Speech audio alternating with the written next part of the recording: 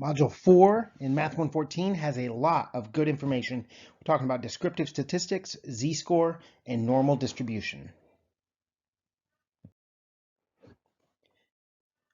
All right, 3 measures of central tendency. In other words, where is the center of the data is the mean, median, and mode, the 3 M's. Now, the mean is just the sum of all the values divided by the total number of values. A lot of times, this is what you think of when you think of the average. The median is the middle value. In other words, when you put the data in order, which one is in the middle? And that's another way you can say the middle or the center. The mode is the most common value.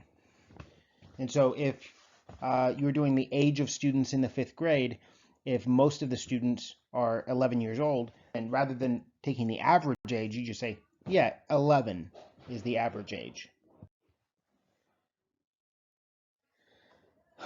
An outlier is an unusually small or large data value. In this scatter plot, you can see that a lot of these data points are spread out, but there are 2 in particular that don't seem to match the rest of the data, that don't follow the trend, employee 2 and employee 19. An outlier being an unusually small or large data value, something out of normal. And so when you look at this histogram, you can see all the data's kind of together. And then there's this one spot that doesn't seem normal. That is an outlier in this histogram. An outlier is an unusually small or large data value. And so when we look at these different 5th grade classes in the city, what we see is one class is smaller than the rest.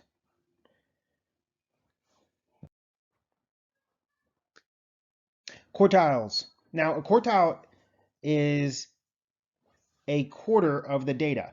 And so quartiles are a way we can talk about data or a list of numbers and split them into quarters or into 25%.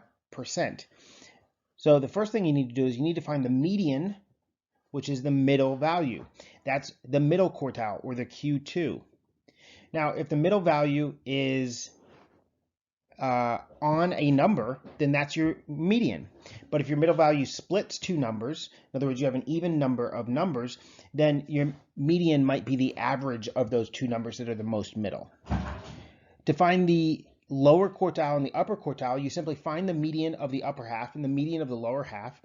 If you split an even number, then you're going to be able to split and include both sides in that upper half and lower half. One term that you might hear is interquartile range, or IQR. That just means Q3 minus Q1. So, for example, we might say that if the Q3 is 7 and the Q1 is 4, the IQR, the interquartile range, is 3 because 7 minus 4 is 3. When it comes to a normal distribution, we expect it to be symmetric. It should look like this bell curve, like we normally see it, and the mean, median, and mode will all be perfectly in the middle, and everything will be nice and symmetric. But data is not always symmetric. Sometimes it's skewed to the left or to the right. When we talk about the skewness of data, we're saying this curve is not normal because it is skewed to one side or another. And we look at the tail to tell us whether it's skewed to the left or to the right. And I want you to notice when we skew the data, when we have a distribution that's skewed, the mean, median, mode are not all in the same place anymore. The mode is still going to be at the peak, but the median and the mean are going to be pulled towards that skewed tail. Z-scores and normal distribution are pretty important. So there's a lot right here. I want you to take a moment and take it all in. First, we use Z-scores to go from X values, from data values, any given situation we have, and to standardize it. So Z-scores are also called standard scores. And then we can use those standard scores to look up percents or probabilities, because once they're normal, once they're standardized, we can put them into a normal distribution. So we use this Z-score formula there. Z equals X minus mu over sigma.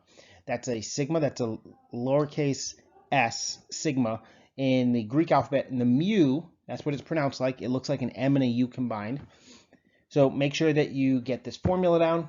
The other thing that it allows us to do is it allows us to break this down and kind of see the percentages of the data. Now, a normal distribution follows a 68, 95, 99.7 rule. That is also known as the empirical rule. And using that rule, it tells us where the middle amount of data is. So the middle 68% of the data is one standard deviation from the mean. The middle 95% of data is two standard deviations from the mean. And the middle 99.7% of data is three standard deviations from the mean. What do we mean when we say that the distribution is symmetric? Okay, symmetric means that both sides of the distribution react the same. We expect to have some low numbers, some high numbers, and about the same distribution on either side. That's what symmetric means. So an example of that would be the heights of 100 women. Now, we can assume 100 women, let's assume we have an average height in the middle that most of the women are about average. There are going to be some short ones and some tall ones. Okay, so on either side of average, we're going to have some symmetry. I wouldn't expect the average height and then there to be a bunch of people that are like 10 feet tall. Like that would be an extreme situation. If my sample of 100 women includes professional basketball players, then it might look a little different, right? The speed of cars on a road, however, would not be symmetric, because if we have a visible patrol car and we had a speed limit, let's say the speed limit was the average speed people were going, there are going to be some people that are driving below the speed limit. Okay, so if the speed limit was 60, there's going to be some people that they see the patrol car and they're going to drive 55. Okay, but most people are going to drive around the speed limit if they see a patrol car. There are going to be some people that are going to be driving too fast. And so we're going to have a skew to the right. This is going to be right skewed because in the positive direction, there's going to be some people that are driving like 80, well above the speed limit. What we're not going to see is people that are driving well below the speed limit. On the highway, you're not going to see people driving 40. That's unsafe. That's against the rules. But somebody driving 80 would not be able to slow down maybe when they see that patrol car. We might see some people that are skewing it right. So because we have some extremes that are on the right side, we call that right skewed.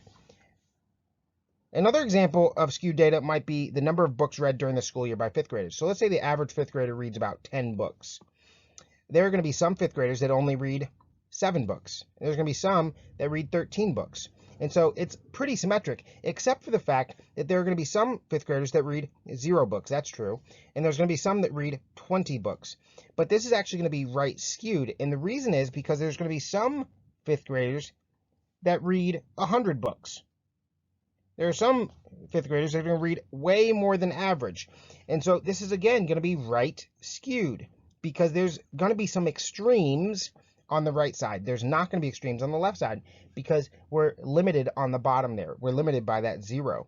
So we can't go extreme left. People can't read negative number of books.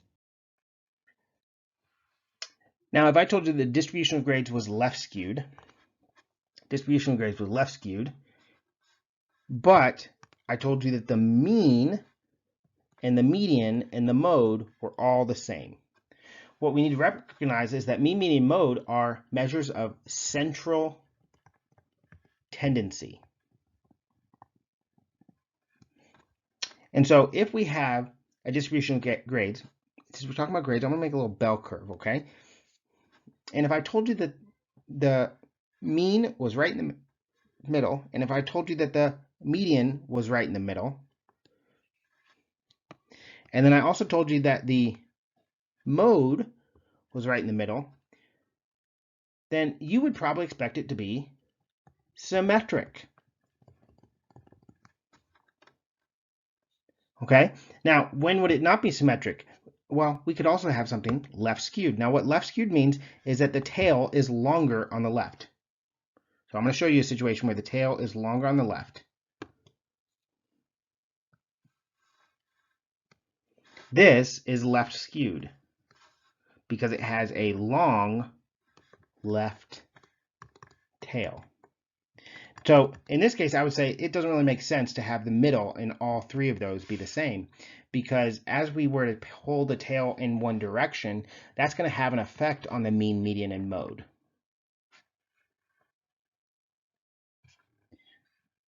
Mean, median, and mode are three different things we can solve for. Now, rather than just type these numbers in a formula and show you how to work them out by hand, I want to try to help you as much as possible with how we type them in Excel. So the first one is for mean. There's no mean formula in Excel, but we use equal and then average. And then we just put our numbers in that formula. For median, the formula is equals median. Pretty fancy. And then put our numbers in there, and it'll give us the median. And the last one, it'll be mode, and our formula is mode. Okay. It might give us an error on mode if there is no mode. So I want you to notice, if we were to look at this, mode being the most common, so it might be no mode, which it is in this case, and it might give you, depending on which Excel version you're using, a different formula, a different result to your formula, but it'll probably say something along like NA or error here, because in this case, all of the modes tie. They only happen once. Describe the process of calculating a standard deviation. So I'm going to tell you, I honestly, for standard deviation, I don't like to calculate by hand. We could certainly do it, but I need you to know these steps just in case they come up. It's something we talked about. We did it by hand a couple times, but then we said, hey, we can use formulas. We can use Excel and say stdev.s for our formula and then put our numbers in, or we can use Desmos, and Desmos has an stdev function. So there's a standard deviation function in Excel or in Desmos as well. So let's talk about the process. First, we compute the mean of the data set. That's what we'd have to do first. And then we find the deviation from the mean for every data value by doing what? Well, by subtracting the mean from the data value. Okay, so if we want to find the deviation, that's to say how far away from the mean it is. So we subtract the mean from the data value. And then the next thing we do is we square each of those. We find the squares of all the deviations. That would make them all positive. Okay, so it doesn't matter whether we were off on the low side or high side. And then what we do is we add all of those together. So we've found our deviations by subtracting, then we square it, and then we add. So we subtract, square, add. The next thing we're going to do is we're going to divide the sum by, and this one is n minus 1, okay? N minus 1, or the other way to say that would be the total number of data values, n, the sample size, n, minus 1. We subtract 1. The next thing we do is we need to do one last thing, because what we found at this point is the variance. But we need to find the standard deviation. So we have to square root this number. So an example would be that we could go ahead and do this whole process. But I want to tell you, rather than do this whole process, we use the stdev.s formula in Excel and type those numbers in, and then it will give us a number. We don't have to do all those many steps. We just need to remember which formula we're using in Excel. Now, I do want to mention, if all the sample values were the same, if we plugged in, for example, 33333, and then press enter in Excel, what do you think the standard deviation would be? Well, how much does it deviate? If they're all the same, then there's 0 deviation. So the standard deviation would be 0. Using this frequency table on the left, I want to look at which histogram is the best fit for this. Now, histograms are kind of like bar charts, except they represent data that is quantitative on the bottom. In other words, they're numbers, and they're numbers that have kind of like breaking points. So each one of these represents a bucket that we're going to fill up. Now, this one hopefully isn't too scary to you, because we have the number 0 for our smallest group, from 20 to 29, 0 actors. And that one has 0 actors, but I want you to notice this one does not have 0 in the first group. Okay. The next thing we're going to do is we're going to look at the end. Now, the smallest, it seems to get bigger in the middle, and then it tails off. So if I were kind of like sketch a graph of what this would look like, I'd say 0, and then 10, and then 14, and then 6 would be less than that, and 3 would be less than that, and 2 would be less than that. So I just really quick was able to sketch representative of what this should look like. And so I think there's one that looks just like this. Okay, I think it's this one. You notice that the other ones kind of change directions on us, and so they throw us off a couple times. When we're looking at data in a table and we need to convert it to data in a graph, we need to be able to choose the data table and graph match that makes the most sense. Okay, and so let me give you an example here. This example, we have years as our dependent variables, so that's along the bottom, and you'll see that that's actually true, right? It's along the bottom of both of these. Both of them are years. Okay, and then we also have a median age, and both of them say median age. So I want you to notice first off that the data is right. You don't need to go zooming in here. Obviously, we can see that out of these two, the data is right. And so that's the first thing you need. If you're going to have a good graph, it's got to be the right data. Okay, obviously. The other thing we got to watch out for is, did we pick the best graphical display for our data? And if we have years on the bottom, if we have years, or if we have time, we're going to usually use that right there. So if time is our independent and we're showing a change over time, we generally don't use bar graphs. Okay, so the question would then be, well, when do we use bar graphs? Because I feel like a lot of times we use time as our thing. Well, we use that when we have categorical data. In other words, is our independent variable, or is our X a category? And in this case, it's not really a category, it's a time. So it's showing, it's a number, it's quantitative. But if I had to split it up into, say, different groups from different countries or from different teams, then those are different categories, not the same group across time.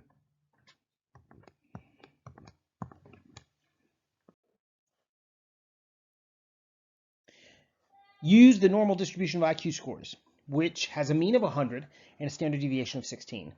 And the following table with the standard scores and percentiles for a normal distribution, find the indicated quantity. So we want to find the percentage of scores greater than 84. We're going to want to use our Z-score formula because we're going to take our score, our 84, and convert it into a Z-score. So we're going to type in 84.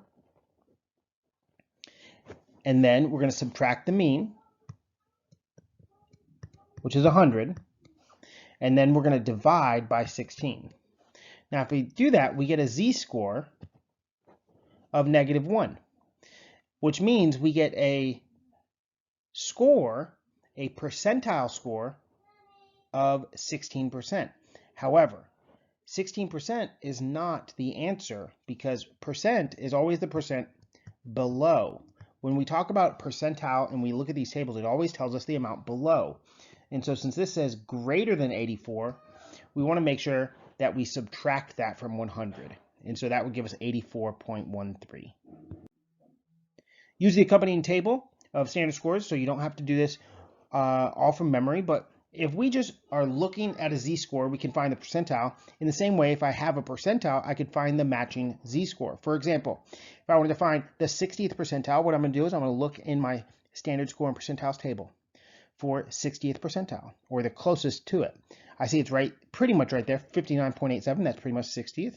And so that corresponds with a Z-score of 0.25. If I want to find the 80th percentile, I'm going to look for a percentile of 80.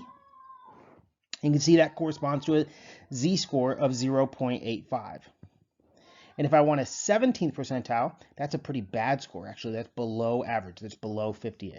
So that's going to be right over here, and it's going to be a negative Z-score. A set of data values is normally distributed with a mean of 40 and a standard deviation of 4. Give the standard score in the approximate percentile. So, in order to turn a score into a Z-score, a standard score, we're going to need to use our Z-score formula, x minus mu divided by standard deviation. In this case, we have an x of 43.2.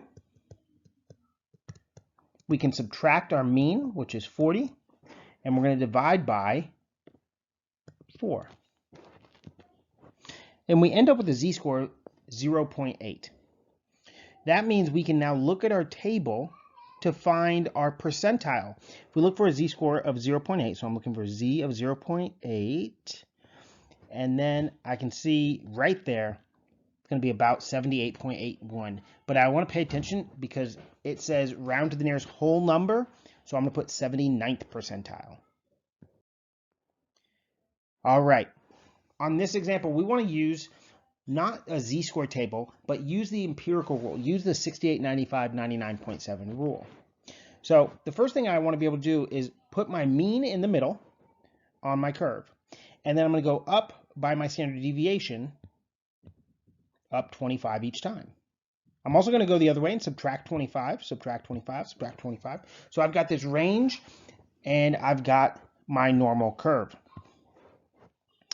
If I just wanted to ask about the probability on the left side or the right side, I would say it's 50% on the left and 50% on the right, because this is a nice normal symmetric data set. So if the average is 120, then 50% of the scores were less than 120. However, we want to go a step further, and we're going to fill this out with numbers for each of these sections. The 68, 95, 99.7 rule. So 68 is our first number. So we're going to take 68 and divide it by 2. That gives us 34. So our two middle sections need to add up to 68, so they equal 34. Next, we're going to use the 95. Now, 95 is going to be all the way from 70 to 170. But since we already used 68 of that, we already have 68 labeled, we're not going to put 68 on there. We're going to take the 68 out of the 95. 95 minus 68, that leaves us with 27 more. We're going to divide that by 2, and we get 13.5. So we can put that in those two sections. The next thing we're going to look at is the last one, 99.7. 99.7, so we've already used 95. So we're going to subtract 99.7 minus 95, and we get 4.7. We're going to split that into the two sides evenly, 2.35 and 2.35. Now there's one last bit, is we know that this should add up to 100%, which means we still have a little bit more because we only went to 99.7, which means there's 0.3% left. But more than that, we have to split it into 2 because this is symmetric. And so now we're able to use those three numbers, 68, 95, and 99.7, to write down a lot of the numbers and show the probabilities throughout this entire distribution. A percentage of scores less than 120 is, okay, so if we look at this, where's 120? It's right in the middle, which means we're looking at 50%. The percentage of scores greater than 145, if we look at 145, we can then look for all the sections that are greater than 145. And now we can add them up, 13.5, 2.35, and 0.15. If we add them all up, we get 16%. Now, we could have taken that 50% and subtracted 34. Okay, so there's other ways we could have done it if you wanted to avoid the decimals. Find the percentage of scores between 70 and 145. So between 70 and 145, let's see what that looks like. That's these three sections. So we're going to add up the 34, the 34, and the 13.5. We get 81.5. The scores for a certain test of intelligence are normally distributed with a mean of 130 and a standard deviation of 13. Find the 90th percentile. So we're not given a data value. We're given a percentile. So the first thing we're going to look at is we're going to look at our table and try to find 90th percentile. I found it. It's right there. That's the closest I could get. That's pretty close. That rounds to 90th. And that means I have a z-score of 1.3. But if I want to figure out what the actual score in the test would have to be, I'm going to need to use my z-score formula. So this time I'm going to plug in my z-score of 1.3. And then I'm going to not plug in an x value because I don't know that one. And I know the mean and I know the standard deviation. So from there, I can solve that problem by multiplying by 13 on both sides and then adding 130. A set of data items is normally distributed with a mean of 20 and standard deviation 9. Convert 16 to a z-score. So for this, we're going to need our z-score formula, or we can use standardize. As if we're doing it in Excel, we could use equals standardize. And we could give it those three numbers, 16, 20, and 9. But I'm not going to do that. I'm going to do it by hand because I want you to see it. Z-score, the formula is x minus mu over sigma. So if you know what each of these are, the x is the test score, the number that we're testing, 16. Mu is our mean, and so that's 20. And sigma is our standard deviation of 9. So we're just going to type those in and see what we get. So if I type them in, I'm going to type in my calculator here. I get 16 minus 20. And then on the bottom, I'm going to put 9. And I got a z-score of negative 0.444. Repeating. So I'm going to leave it just like that.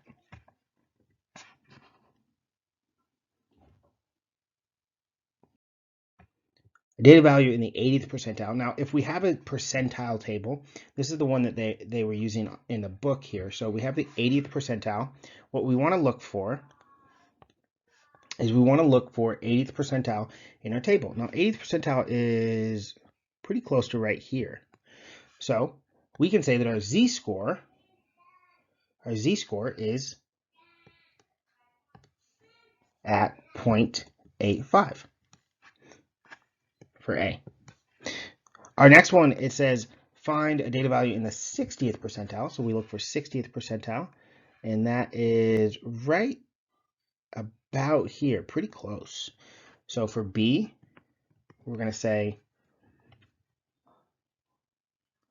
a z of 0.25. And the last one we need to do is 54th percentile. Now 54th percentile, where is that? Oh, that looks pretty close to right there. So I'm going to say C. The z would have to be 0.10. Suppose you study family income in a random sample of 300 families. Your results can be summarized as the mean family income was $47,000. The median family income was $32,000. Notice that the mean and median are different, and the highest and lowest were $253 and $2,300. So we need to look at these, and they all have the highest and lowest, $253 and $2,300. They all start in there. So that's not what this is about. This is about the mean being 47 and the median being 32. And so since those are not the same, what we don't have is a symmetric data set. If it was symmetric, those would be the same. Now, also, this is also symmetric because it's flat. And I don't think that represents the situation either. So the question we have is, which way is this skewed? Do we have a lot more people that make less money, or is there more people that make more money? And so what can tell us this is the median. We want to know where our median is. And so our median in this case is 32,000. And so that's closer to the left.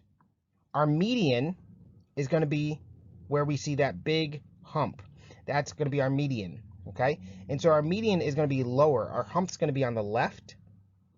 And our mean is being pulled by the outliers. So the mean is being pulled by the families that make a ton of money, is pulling our average to the right.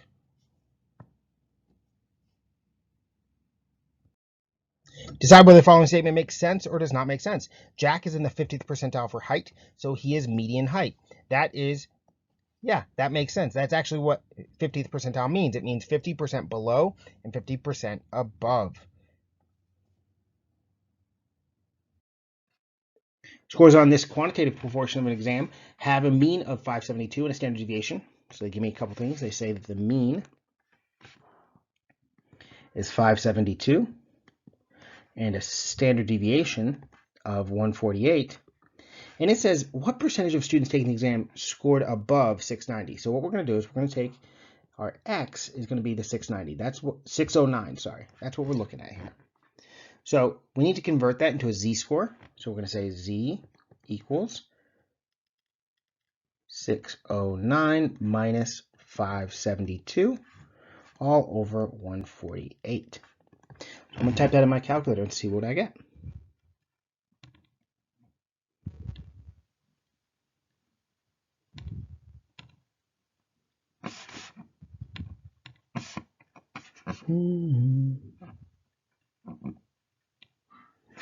I got a z-score of 0.25.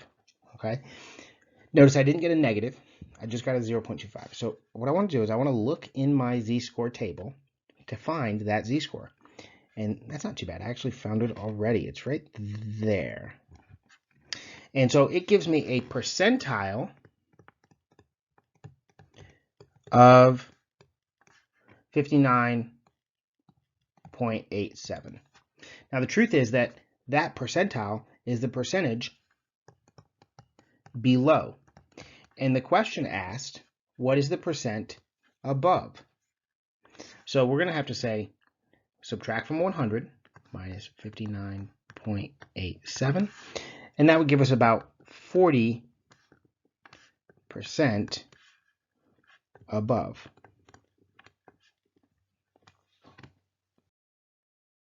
Scores on the quantitative portion of the exam have a mean of 589 and a standard deviation of 157.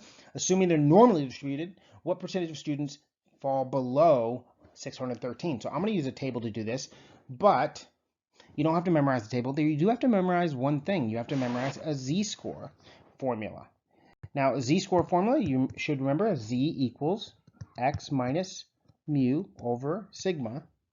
And they give us the x, the mu, and the sigma. So what we can do is we can plug those in and get our z-score of 0.15. So we can then look over on our table for 0.15 and we see 56%. And we're going to round to the nearest whole number. The reason we're going to do that is just because it says so. So 56%. There's a second part of this one, though. It says, what if you scored above 600? What percentage of students did that? Now, this is a percentile table, so we're going to take a look. We need to use the 600 this time, and the 589, and the 157, and we're going to calculate our z-score. If we do that, we get a very funky z-score. In other words, we get z equals 0.07. Uh-oh. The problem with that is on this z-score table, I see 0.05 and 0.1, and I don't have a 0.07. So I'm going to kind of go in the middle. You can see the percentiles there are 52 and 54. So I'm going to say that this is a percentile of 53. However, there's one more thing I want you to watch out for. Not only can it be tricky because it's not on there, but also this says above 600. So if I'm talking about above 600, and these are always giving me below 600, or below whatever score I have, then I need to subtract from 100. So 100 minus 53 equals 47%. So remember, whenever it asks for the above, and we're using our percentile table, we want to subtract that answer from 100.